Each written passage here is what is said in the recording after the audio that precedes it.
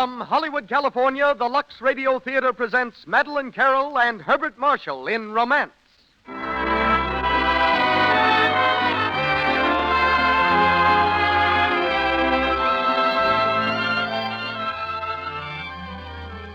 Lux presents Hollywood and extends thanks to you, ladies and gentlemen, for your purchases of Lux toilet soap and Lux plates.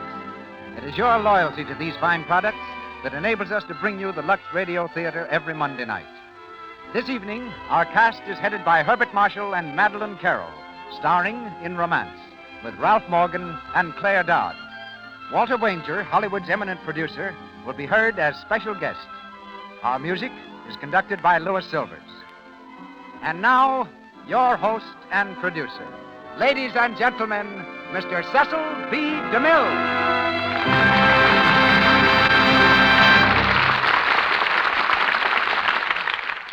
Greetings from Hollywood, ladies and gentlemen.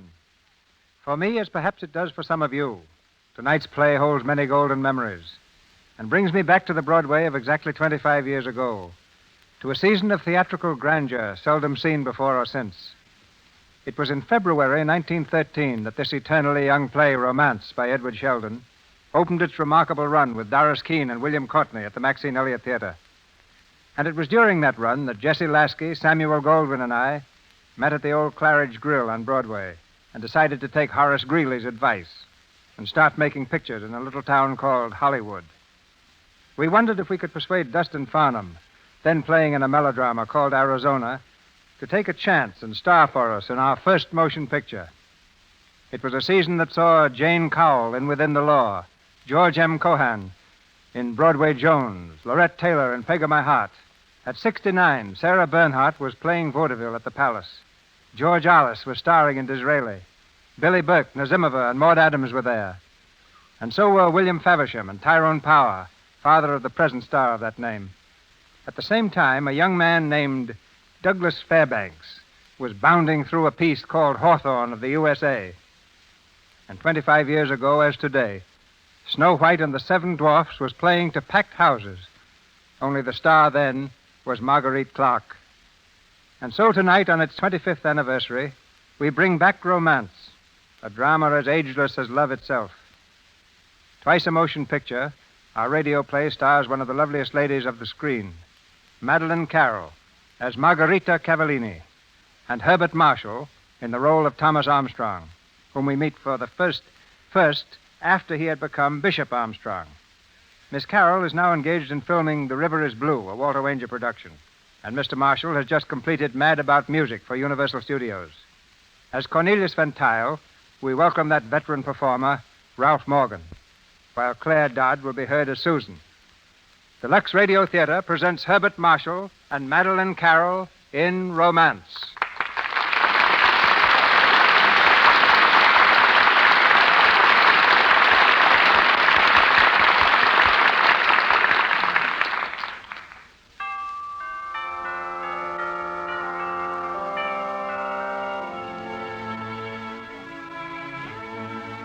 Christmas Eve in New York. In the library of a pleasant old house on Washington Square, Bishop Thomas Armstrong rests comfortably in his favorite chair beside the fire. Out of the corner of his eye, he watches his grandson, Gerald, who stands looking out of the window, a worried frown on his face. The silence is broken only by the ticking of the clock. The old bishop lights his pipe and blows a reflective ring at the high ceiling and speaks casually. Who is she, Gerald? What's that? I said, who is she? Who? The young lady who's causing you so much anxiety. Why, how did you know? When a young man comes to visit his grandfather on Christmas Eve and devotes the entire evening to cracking his knuckles and looking at his watch, I jump to the obvious conclusion. Who is she, Gerald? Well, as a matter of fact, there is someone. I was just debating whether to tell you about it. I'd like your advice, Grandfather. Thank you. A great many people have come to me for that, Gerald. It usually turns out, though, that what they were looking for was a sympathetic listener. Well, that's part of it, too. You see, I can't speak to Mother about it. Not yet, anyway, and, well, you'd better prepare yourself for a shock. You see, I'm going to be married. When? You're not surprised? No, not very. It's quite an old custom, you know. What's her name? Lucille Anderson. I don't think you've ever heard of her, but she's an actress. I see. That does surprise you. Just a little. She's very beautiful, I suppose? Yes, she is.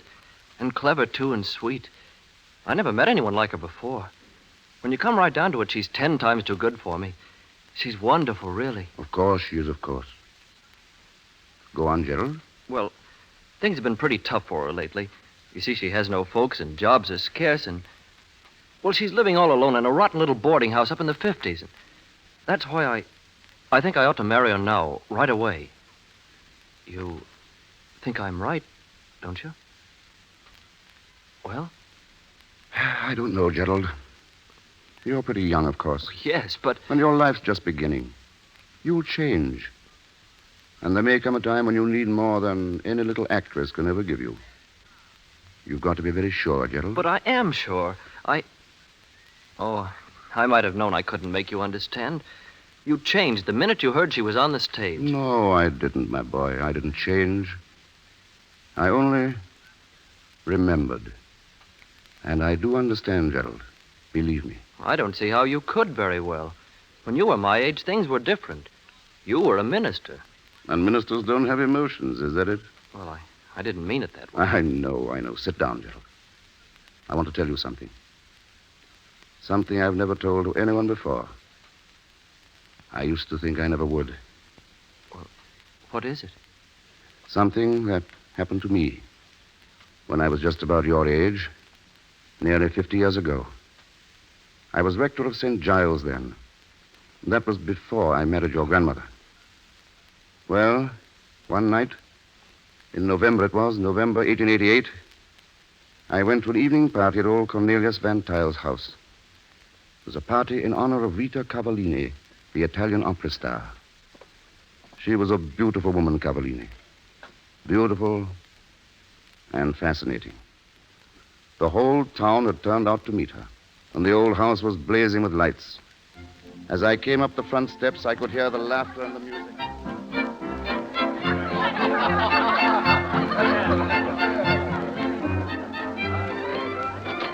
Good evening, Mr. Armstrong. Evening, Joseph. Am I late? A bit, sir. Mr. Ventile's been asking for you. Tom, where have you been? Oh, Susan. I thought you'd never get here. Uncle Cornelius has been pestering me to send a carriage around after you and... Tom, What? what's the matter with your eye? I? Your right eye. It's all red. Oh, that. Well, the regular Wednesday evening boxing class met in the gymnasium of the church. One of my pupils is on the way to becoming a master. Oh, Tom. And you know you're supposed to lend dignity to the party. And dignity it shall be. I'll present her to the left side of my face. Where is he? In the hall, sir. There's Uncle Cornelius. Good evening, Mr. Ventile. Tom, I've been looking for you. How are you, my boy? Splendid, thank you. Well, have you met her yet? Cavallini, no. Well, you must, of course. I'll see if I can pry her loose from her admirers. I'll be back in a moment. Well, shall we get some supper? Cavallini first, supper afterwards. Business before pleasure. You're not very keen on this, are you? What? Being presented to the great Cavallini. Well, it's a little out of my line, if that's what you meant. Well, I'm glad you're here, even if you aren't. You can help put the gossip brigade in their places. They've started already. On Cavallini? Yes, they've been whispering all sorts of things about her. Tom, I want you to be very nice to her. You will, won't you? Of course I will. Well, come along then and have some supper. It'll be hours before Uncle Cornelius gets her away. My cat danced, Madame Cavallini. I remember distinctly. But Madame Cavallini promised it to me. Per carità, signori, I have done so very much tonight. Gentlemen, if you please. Madame Cavallini is tired. If she's to sing again tonight, I think she ought to rest. Si, I really think so. Thank you so much, signori. Take me away, Cornelius, quickly, please. Come along. Excuse us, please. This way, Madame Cavallini. Sit down, Rita. Here.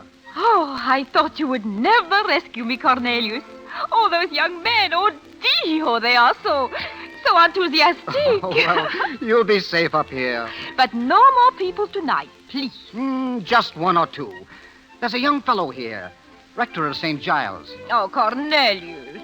Do you mind? I am very angry with you. Why? You invite me to your house. Bene. I am happy to come. But I find I'm invited as an artista, not as a friend. Oh, Rita, don't be absurd. It was not like this in France, in Millefleurs. I was not just a singer from the opera then. You have not forgotten? Do you think I ever could? Do you remember the night I sing to you, when you walk up and down below the window, and how we watched the sea? Il bellissimo mare. Side by side in the moonlight. I remember. And other evenings, too. It makes me sad a little. But why? Because I also remember that I'm growing old, Rita. Oh, you will forget that in Millefleurs when we go there again. If we ever do. What do you mean? Time doesn't stand still, Rita. You're young. You've everything before you. And I... Well... Well... Rita, why don't you marry? Marry? Me? Oh, Dio mio. I'm serious. Haven't you ever loved anyone? You ask me that? No, you know what I mean. Hasn't there ever been anyone who... I am happy now. It is enough. I'm thinking of the years to come. It isn't good to be alone then. I know. What will you do? I will turn my face to the world and I will say, I am Rita Cavallini. I have lived as I wanted to live and I have been happy. I am happy now. Sono felice. Then, if I must cry a little, I will turn away so no one will see me. Just as you do now. Oh, go away, Cornelius. You are much too clever for me. And you make me sad. I will not be sad. All right, dear. You'd better rest anyway.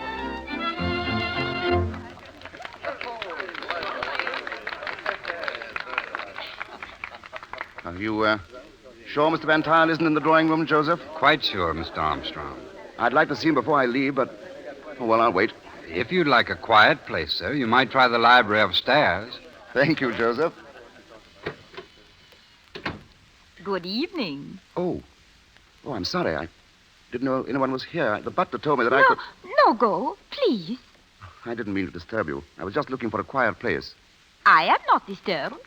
I shall only be here for a moment anyway. Please, you sit down. Thank you. You don't like parties, huh? Well, I wish you hadn't asked me quite so directly. I know. I don't like them either. I don't believe we've met. My name is Armstrong, Tom Armstrong. I'm rector of St. Giles's Church. Rector? Che vuol dire? The minister, clergyman. Oh, I see. Peccato. How very sad. I beg your pardon? You are too young. No, not really. I mean, ministers aren't always old. Any more than opera singers are always robust. You think they are not? Well, I don't know. From what they tell me of this Madame Cavallini... Oh, then you have never seen her? No, I don't care very much for the opera. Ah, ecco. Well, you have not missed much when you miss La Cavallini. Really? Do you know her? Oh, si. We are very, intimate. Is she as beautiful as they say? Do they say that? Well, of course. Well, she is not. She is really very ugly. But people do not know she is ugly because they cannot see beneath her makeup. Oh, I'm sure you must be mistaken. I'm talking of Rita Cavallini. Yes, I am too, but you have never seen her. No, I merely bow to public opinion.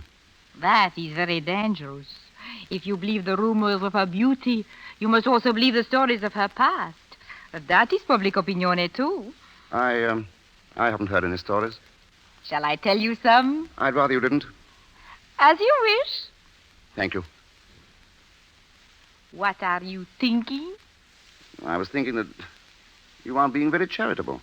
Of all the people who are willing to carry tales, a friend should be the last. Of all the people who know her, I am the one who knows her best. She will not mind what I say about her.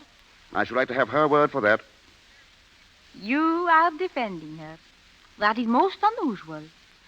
There are very few people to defend Rita Cavallini. Then please count me as one of them. You see, I preach goodwill and brotherly love from my pulpit every Sunday. It's only right that I should practice it myself on Monday. And you would like me to practice it, too. That's the general idea. Then you have my word, Mr. Armstrong. Never again will I speak badly of Rita Cavallini. You made a very sudden reformation. Very sudden, Poverina. They're ready, dear. Oh, you here, Tom. Yes, Is it time, Cornelius? The guests are waiting. I told them you were going to sing your aria from La Singara. But I sing La Singara tomorrow. Well, should we call this a rehearsal then? Si. You will excuse me, Mr. Armstrong? Grazie.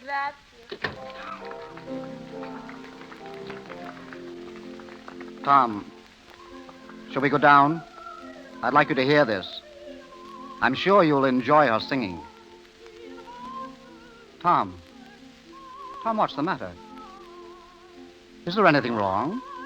Mr. Van Tuyl, I feel very, very silly.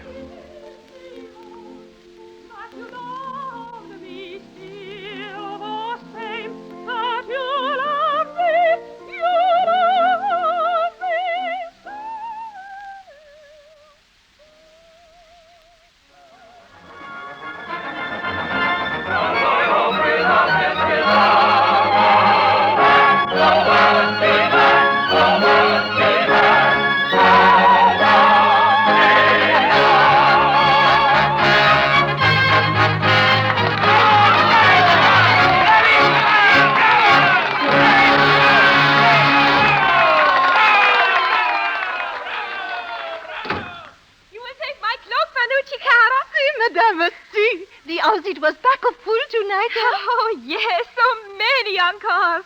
I am very tired, Vanucci. Madame, you are the visitor. Good evening. Oh, Mr. Armstrong. Hope you don't mind my coming back here. Oh, no, certo no.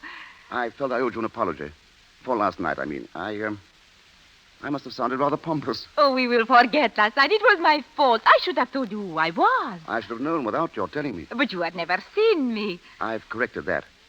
I heard you sing tonight. You were wonderful. Oh, grazie, mille grazie. Well, You are not going so soon. I live downtown, you know. It takes quite a while to... My hotel is there. I will drive you in my carriage. Well, that's very kind of you. Will you wait? I shall only be a moment. Vanucci.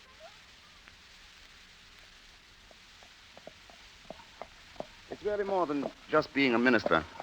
You see, our parish is rather large, and we have more than our share of slums. Slums? Those are the poor? Yes. And they are in your care, too? Well, we try to help them as much as we can. It's all part of the job. I see. Would it help sometime if we were to give a concert?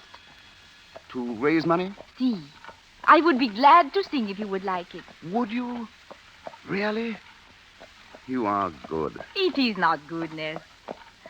I was poor once, too. I know what it is like. So, we will work together then. It will be nice.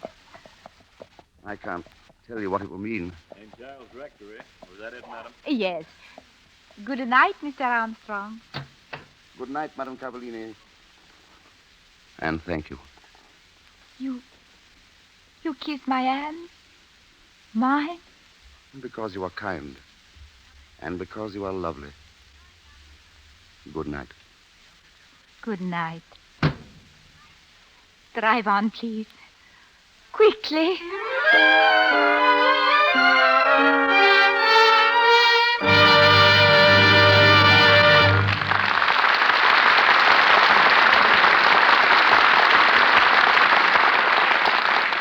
Tonight, in our brief intermission, I want to introduce a man who's been creating quite a little stir around here.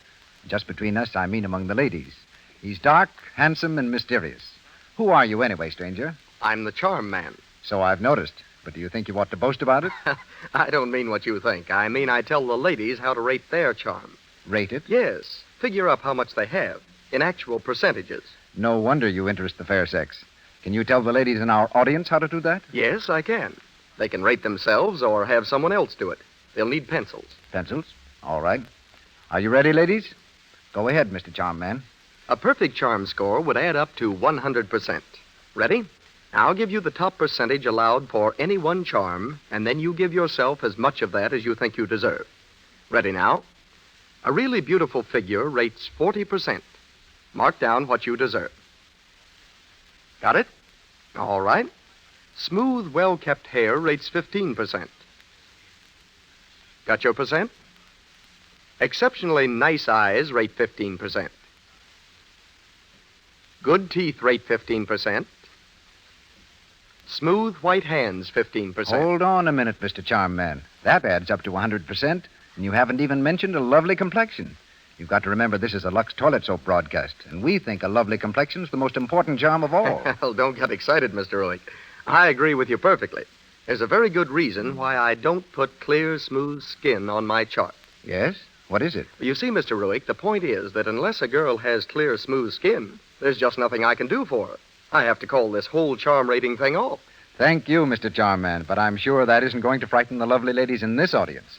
They know how to keep skin soft, smooth, attractive, how to guard against the choked pores that cause cosmetic skin, dullness, tiny blemishes, enlarged pores.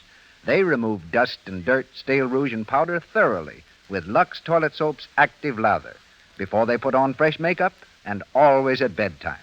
You see, they know Lux Toilet Soap is the mild, pure white soap that 9 out of 10 screen stars use to guard their million-dollar complexions. And the ladies in this audience are pretty and wise. We return now to Mr. DeMille and our play. We continue with Romance, starring Madeline Carroll and Herbert Marshall with Ralph Morgan.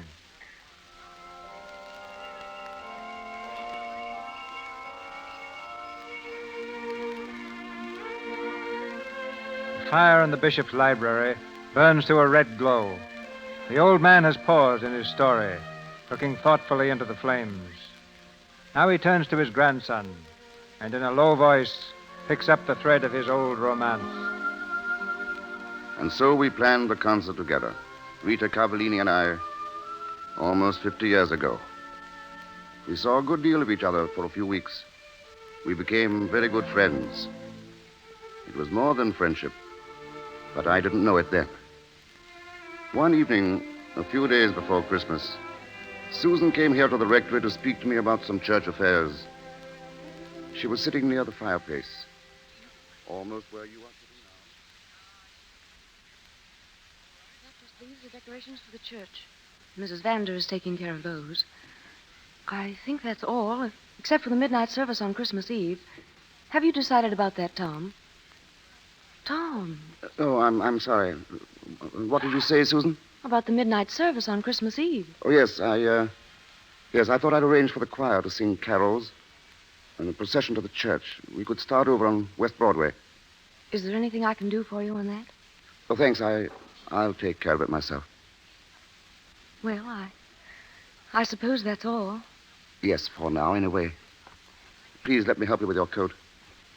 We don't see very much of you these days, Tom. I know. I've been pretty busy. Madame Cavallini's concert took a lot of time. That was over last week. Well, there were other things, too, Susan. Yes. Did you enjoy Mignon the other night? I thought I saw you there. I enjoyed it very much. She was very lovely, wasn't she? I liked her even better in La Boheme. And I thought her Violetta was superb. I've been quite often, you see. I didn't mean it that way, Tom. It was in your mind, though? There's nothing in my mind except, well, what people have been saying. The gossip brigade. Have they been talking about me? Oh, you know how they are. They've got to have something.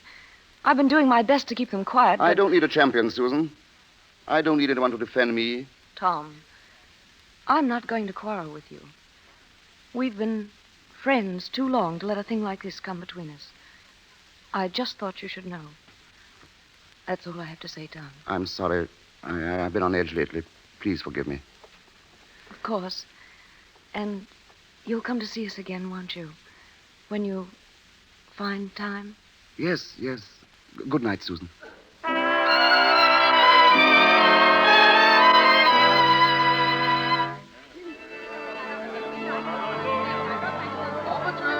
Overture, ready, madam. Overture. Presto. We must hurry, madame. Overture, the boys say. I am ready, cara. My scarf, please. The scarf, where is it? Go away. It is too late. Go away. No. Open the door, Vanucci. But, madame... Open the door, please. Hello. Cornelius, I thought you... Come in, avanti. Well, you seem a little disappointed. Were you expecting someone else, Rita? Perhaps. Sit down. I'd like to speak to you alone for a moment. May I? Panucci, will you wait outside, please? Si, madame. Could you not come to my hotel, Cornelius? I could have, yes. But I may be wrong. I had an idea I might not be received there. Maybe you are not so wrong. And you know why I've come, Rita. I think so. Rita, I have always had a very fond hope that someday Susan and Tom Armstrong would be married. Yes? A month ago, I took it for granted. Right now, I'm not so sure. Has Tom asked you to marry him yet? No. And if he should? I would refuse him. I'm glad of that, Rita. For both of you. But why do you lead him on, then? Is it just that you're amusing yourself at his expense? See, it is very amusing, Cornelius, to feel your heart torn in two, to lie tossing each night in the darkness, waiting for sleep which never comes, to want with all your heart what your heart forbids your having, to know that tomorrow will be empty as today, and every day long, long into the years.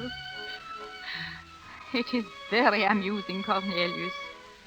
You love him that much? I, who have been so wise. It is very funny, isn't it? What will you do, Rita? I have my passage. I sail for England Thursday. Does he know? I have not told him yet. I have promised to see him again the day before Christmas. Overture's almost over, Madame Cavallini. You will excuse me? Wait. If you sail Thursday, that's Christmas Day. You can't sail on Christmas, Rita. They are the same, Cornelius. All days are the same.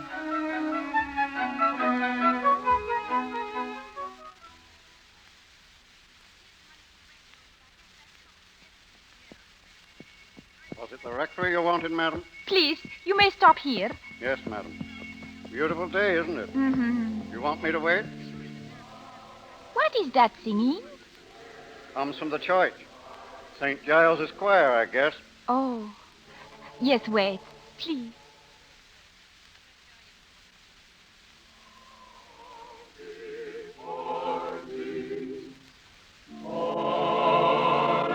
Will the altos come in stronger on this section, please?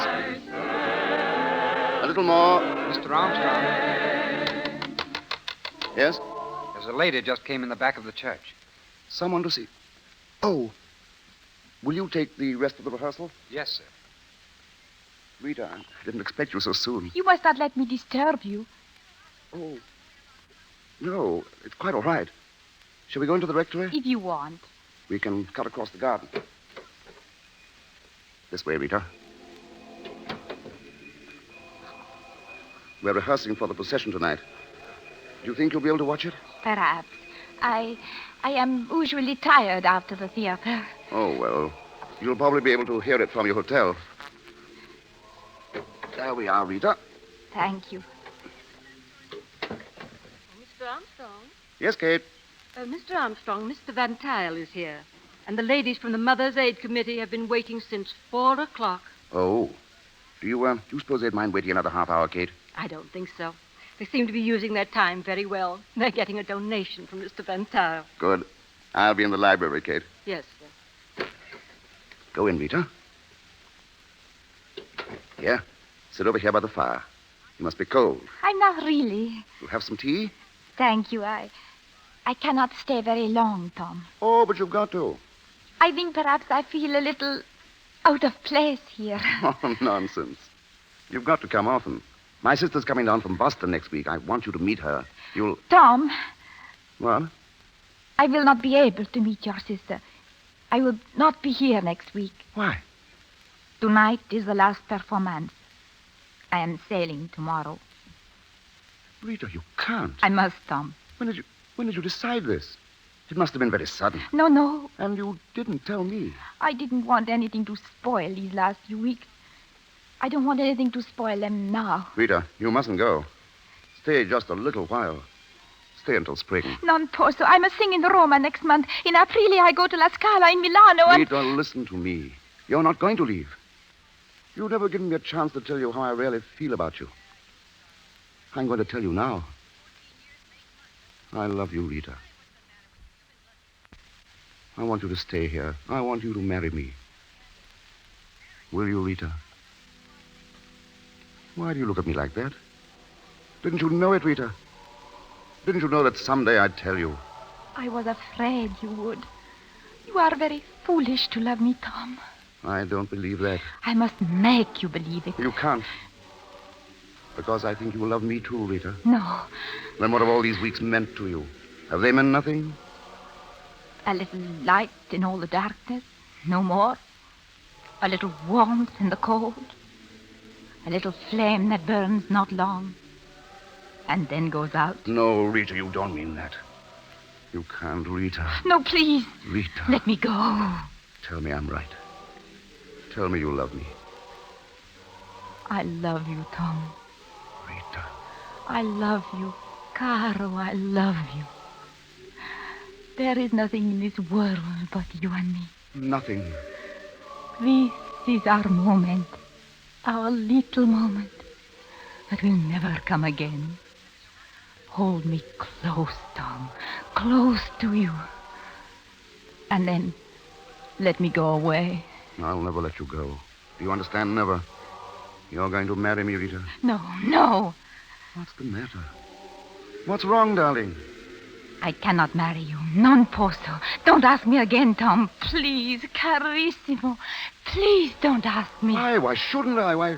Why shouldn't you marry me? Oh, Tom, you poor blind fool.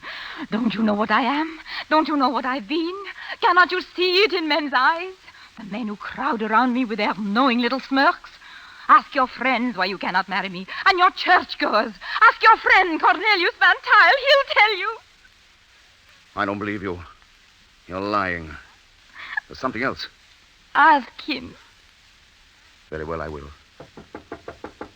Come in. Mr. Armstrong, the ladies are all Will ready you, to... Kate, ask Mr. Van Tile to come here, please? But the committee... Ask him to come here. Yes. Sit down, Rita. I think I had better leave. Please. You said he'd tell me. Well, I'm willing to ask him, and you should be willing to stay. I know it's not true, and if he says it isn't, you're going to marry me, Rita. Oh, Tom, dear. Why do you torture yourself? Let me go now. Forget everything we've said. Do you think I could? Come in.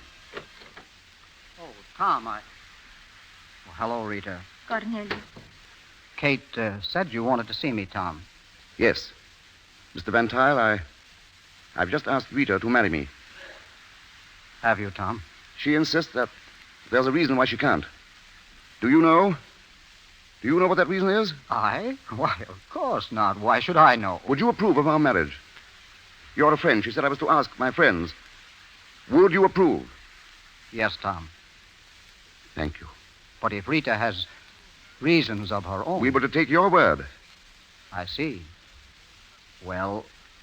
Well? My congratulations to you both. Rita, I knew you'd lie to me. Why did you lie? It was the truth, Tom. You said you loved me. I do, and that's why I told you the truth. That's why I'll tell it to you now. You believe Cornelius when he says he know no reason. Don't you see he's only being kind to me? Don't you see that he's the one who's lying? Ask him about Millefleur. He was there. I was there. Ask him. I spoke to you about the look in men's eyes. Ask him about that. He was one of those men. Rita! Is this true? I Is it true? wish I could make you understand, Tom. I'd have given anything in the world to have spared you this. I don't want your pity. Let me alone. Get out. Both of you.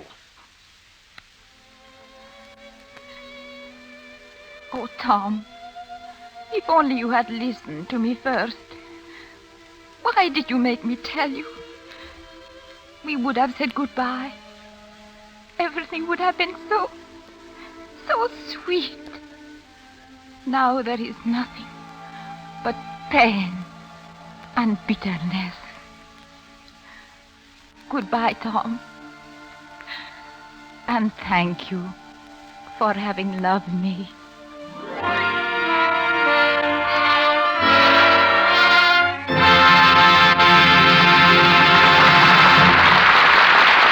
We pause for station identification. This is the Columbia Broadcasting System.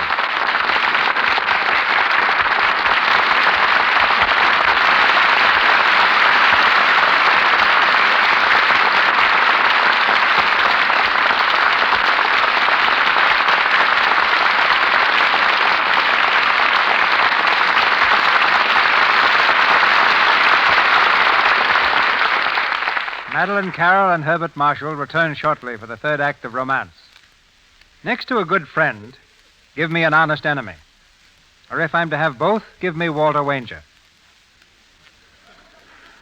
Today, like Samuel Goldwyn and David O. Selznick, Mr. Wanger is an independent producer, a picture term for a man with sufficient fortitude and capital to compete with the major studios. A man who makes his own films under his own roof and has his own stars under contract. Distinguished for three things: his pipes, his polo, and his pictures, Mr. Wanger brings to the screen a youthful vigor and originality that's won him the admiration of his contemporaries and the gratitude of the public. For 15 years, he's been alternately my business ally and competitor. But however the tides of business may have swung us, we've managed to remain the best of friends. And you can now prove the quality of your friendship, Walter, by giving me the $120 you owe me. I'm terribly sorry, C.B., but I didn't quite hear you. Now, perhaps your ears will prove a little sharper if I ask you to remember a certain night in New York some years ago when you and 10 other gentlemen tended me a dinner party. Oh, that's better. Of course I remember. And if I may say so, it was all my idea. You had entertained us so lavishly at your ranch that we just thought it'd be nice to reciprocate. And after dinner, you all went to a prize fight, but I had a cold and had to go to bed? Oh, yes. How is your cold? Oh, much better, thank you. And all of you left in such a hurry that I found myself in the unique position of having to pay for a dinner party given in my honor. The bill was $120, and if you don't mind, I would... Nobody can hear a word you're saying, C.B. I must say, as a producer, your diction doesn't set a very good example. And you can prove how good a producer you are by producing $120. Oh, well, never mind. I suppose you are my guest. What would you like to talk about? Well, as a rule, producers always talk about how good they've been. Let's you and me be different and talk about how bad we've been, at times. Walter, you're always a leader in new ideas, but I think that idea is terrible. Oh, you do? Speaking of poor ideas, did you happen to see a picture quite a few years ago called Four Frightened People? Who made it? You did. Oh, did I? Oh, so I did. That was very funny.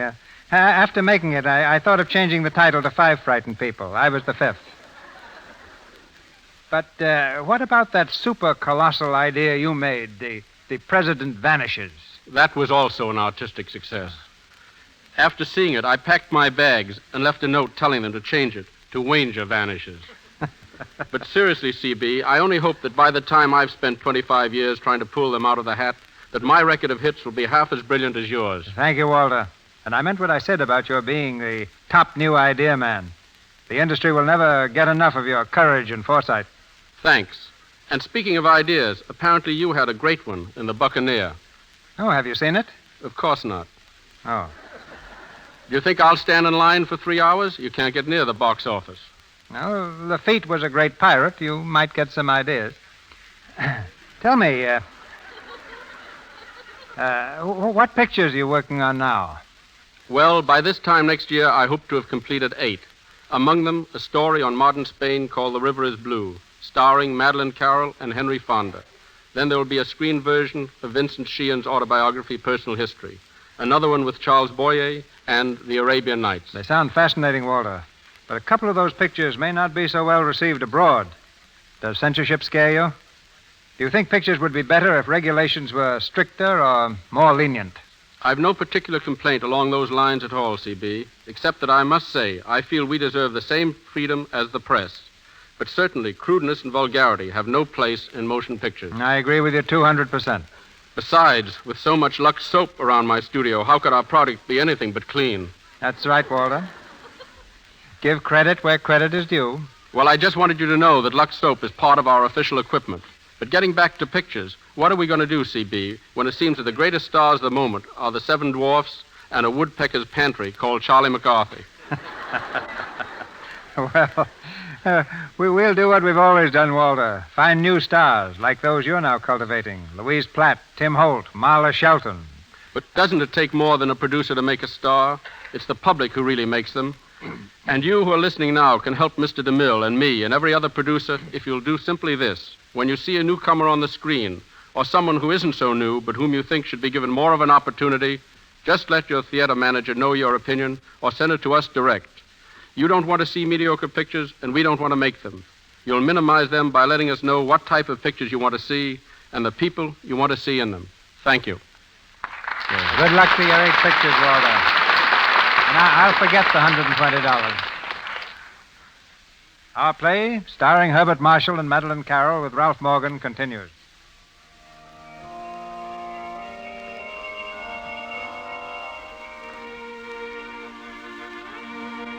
On Christmas Eve of the present day, the old bishop relives the scenes of his youth.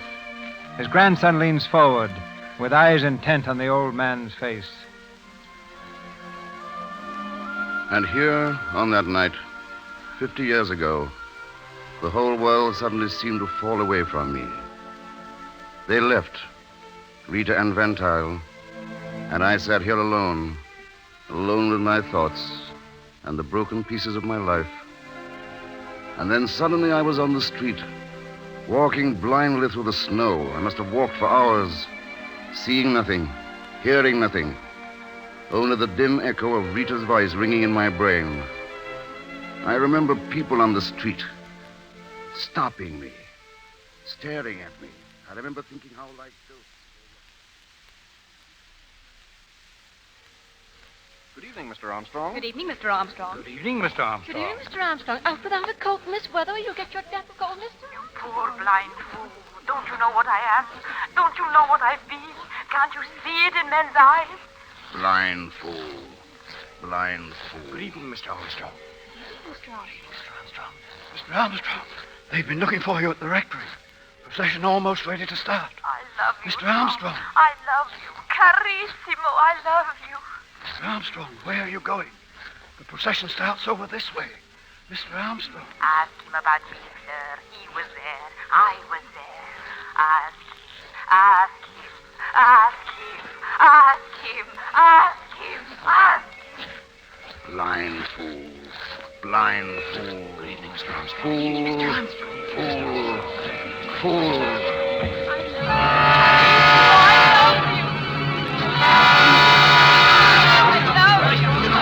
Good evening.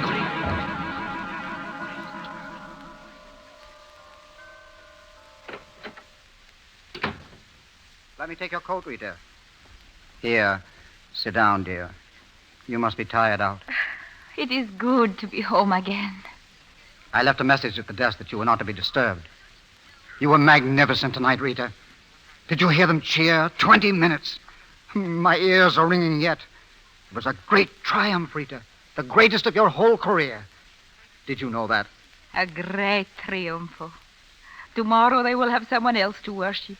A month from now, they will not even remember my name. Si, un gran triumfo.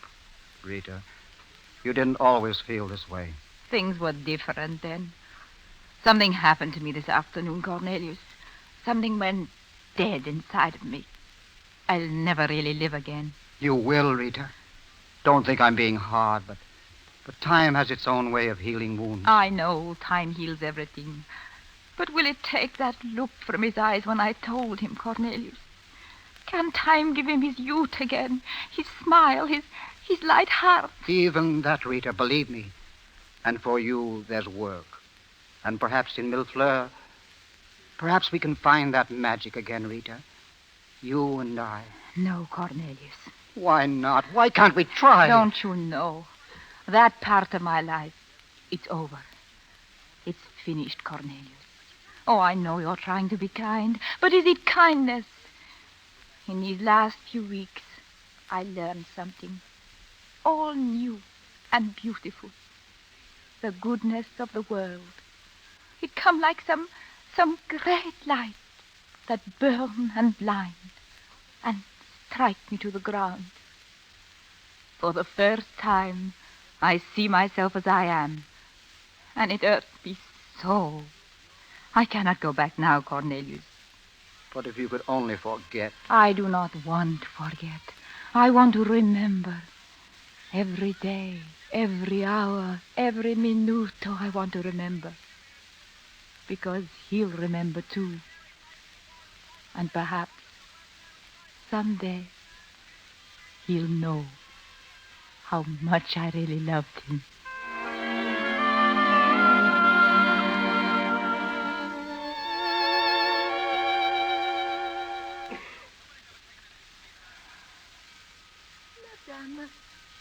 Madame Cavallini, it is almost midnight.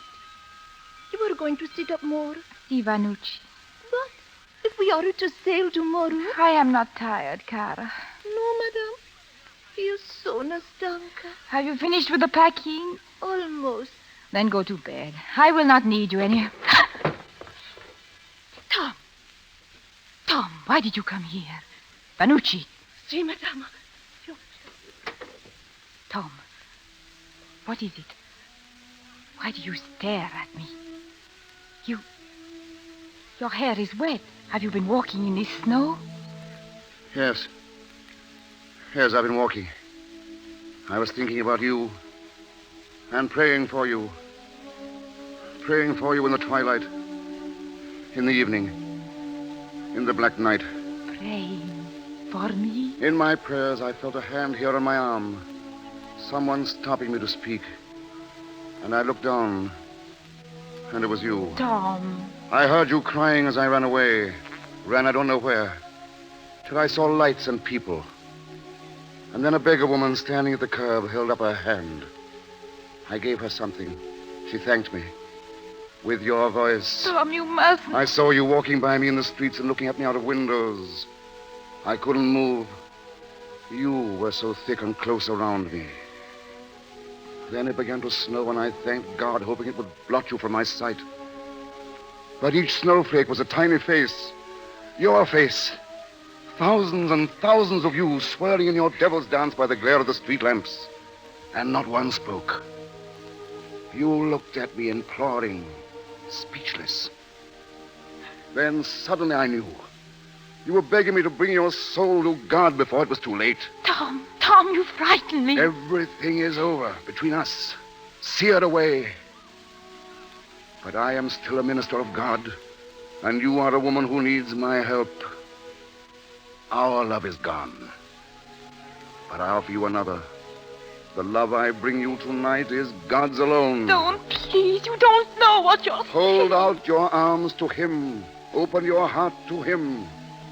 For though your sins be as scarlet, they shall be white as snow. For you come out of great tribulation and have washed your robes in the blood of the Lamb. Open your heart to him. And no longer shall you hunger. No longer shall you thirst. For he will lead you to the living waters and the tree of life. And you shall be a bride. A bride. Oh, Tom. Tom, my darling. Have I hurt you so much? So much that you cannot even pray for me? No, let me hurt you, Tom. Please, no, let me hurt you. We were not meant to love each other. I know that now. We are brought together, you and I, only that you might help me. And you have. You come tonight to bring my soul to God. But your work was over. Long ago. That night in the carriage. Do you remember, Tom? You kissed my hand. It was then your work was done. Now go away, dear. Va via. And forget. No. I've lied to you. I've lied to myself. I thought I came here tonight to save my soul. I didn't. I came because I love you. No. I love you. I don't care what you are or what you've been. Do you understand that I don't care? I want you. I want to marry you. You don't know what you're saying. I do. We could be married tomorrow. We could go away together. Go away, yes. Go away and hide. That's what we'd be doing. Oh, Tom, listen. Listen to me, please. For the first time in my life, I know what it is to be strong. Let me keep that strength. Let me be a little proud and hold my head up high. Don't make me ashamed again. You have your church, your work. You're more to me than that. You're more to me than life. Tom. Am I more to you than God himself? You prayed for me before. Now let me pray for you. Rita. Please go. Now. Before it is too late. Listen. You hear? That's your world. That's where you belong. Go back to it, Tom. Go back to God. Rita. Ave Maria, gratia plena, Dominus tecum, benedicta tu in mulieribus, Rita. Et benedictus fructus ventris tui, Jesus. Sancta Maria, Mater Dei, ora pro nobis peccatoribus, nunc et in hora mortis. Amen.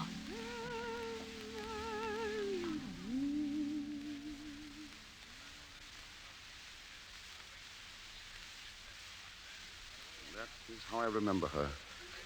Standing there with her eyes closed, her head thrown back, praying for me. I never saw her again. Some years after, I married Susan, your grandmother. She made me very happy, Gerald, all my life. And Madame Cavallini, where is she now? She went back to Europe that Christmas Day in 1888.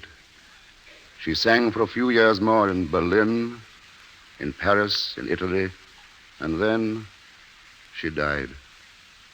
She was a great woman, Gerald. I think you were pretty fine, too. Nonsense. But I hope you understand now that I haven't quite forgotten what it feels like to be young. Grandfather, I've been a fool, but your stories helped a lot. I know now what I'm going to do. Do you? I'm going to marry Lucille just as soon as I can get hold of a license. What? Oh, but that wasn't why I told you the story. I know. But I hope you don't mind. No, Gerald, I don't mind. Thanks. Good night, Grandfather, and Merry Christmas. Merry Christmas, my boy.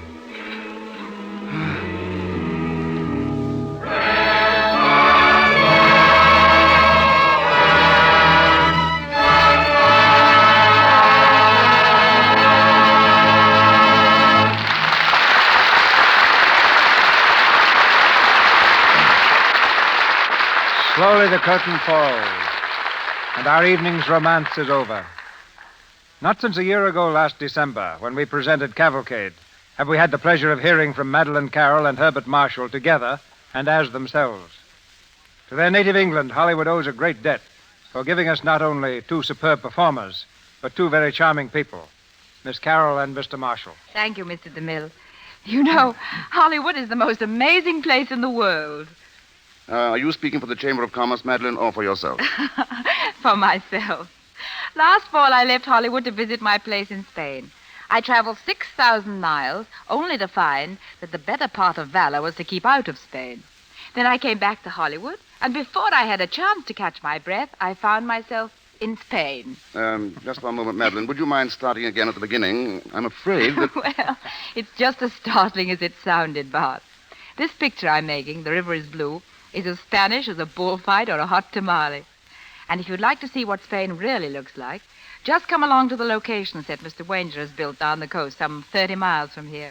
I can't show you my house, but I can show you a Spanish seaport to the life. Speaking of Mr. Wanger, Madeline, do you suppose he was being, well, just polite when he complimented Lux soap?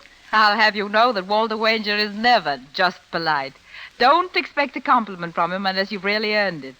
I know. I work for him. Believe me, Mr. DeMille, there's no chance of anyone getting conceited working for Walter Wanger. Now, if you still want his statement verified, well, I'm the one to do it. Lux soap is always in my dressing room at Wanger Studios. And that's most accommodating, for then I don't have to bring it from home. From that, Mr. DeMille, you may gather that I'm one of the most faithful users of your product. Thank you, Madeline, I do. And by the way, I understand an important birthday will be observed this week. Of course, Mr. DeMille. Washington's birthday. I should tomorrow. I should have said 2 important birthdays. Washington's and yours. I'm a bit early, but many happy returns from all of us. Thank you, sir.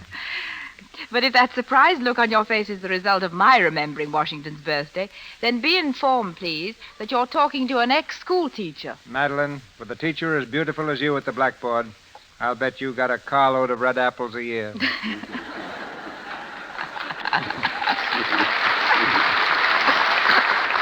That I wouldn't know. My career as a school mom lasted only 3 months. But that was long enough to find out, Mr. DeMille, that your old hometown of Washington, North Carolina, was the first town in the United States to be named after Washington, way back in 1775. I hardly blame them for changing the original name, Madeline. The town was first called Forks in the Tar River. As for you, Mr. Marshall, while I know you never taught school, I'm sure your impressions of a man like Washington would be interesting to all of us. Well, C.B., you see, when I first came to this country, I felt rather sorry for myself. It was all so new to me, so strange and different. But as I became acquainted with America, with its vigorous, romantic background, I was able to see it as I think so few Americans are privileged to see it. To so many Americans, it's an old, taken-for-granted story.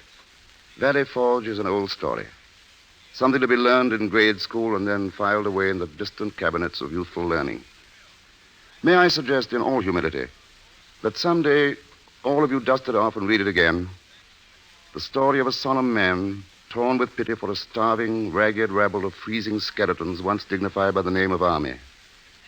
A man heckled and tormented and abused by those who had given him a command he had not sought. A man facing enormous odds, robbed by defeat of everything but a dream, a vision of a new land. Washington turned that dream into a truth, and in so doing, lifted his name to immortality. And now, C.B., my thanks and good night. Good night, Mr. DeMille. Good night, Madeline. Good night, Bart. That was finally said. Louis Silvers appeared through courtesy of 20th Century Fox Studios, where he was in charge of music for the new picture, The Baroness and the Butler. Mr. Marshall's latest RKO film is Breakfast for Two. And now, here's our producer. Like tonight's story, the play we bring you next Monday evening comes to the radio backed by an enviable record of success on stage and screen. Its title, Forsaking All Others, the romance of a modern girl jilted on her wedding day. The girl will be played by one of the most talented dramatic actresses in Hollywood, Miss Betty Davis. And co-starred with her will be Joel McCrea. And resuming the part he played in the Broadway production, Anderson Lawler.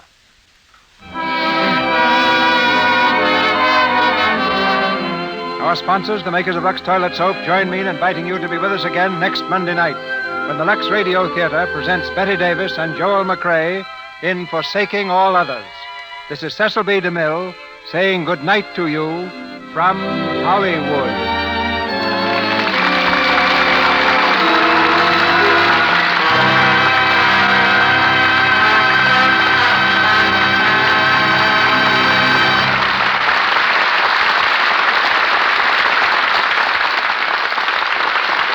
Waltz D. Schondriner, heard tonight, is from the collection Waltzes of Vienna. This is the Columbia Broadcasting System.